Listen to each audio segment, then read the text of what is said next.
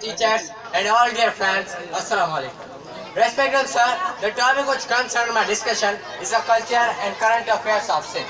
So I start my speech with this poetry.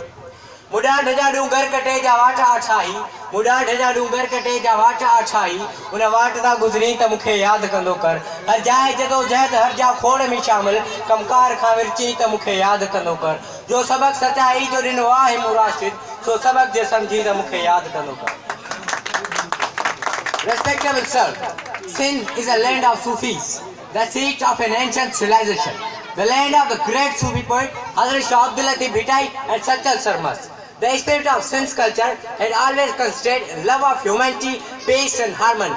But these values are today under threat from different directions, particularly systematic rise of religious and ethnic extremism and terrorism in Sindh's urban centers are seriously disturbing the peace, security and harmony in Sindh.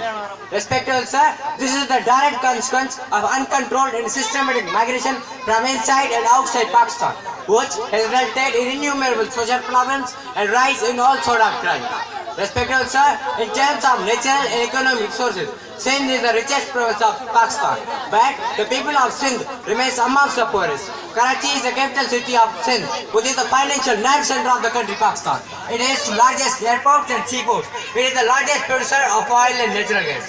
Respectable sir, the demands of Sindh that the revenue sharing should not be based on the population alone, and also we want fair water distribution. All rights should be given to Sindh, which belongs to Sindh, and also should given the provincial autonomy and finish the conquer list. I will take my place in this poetry.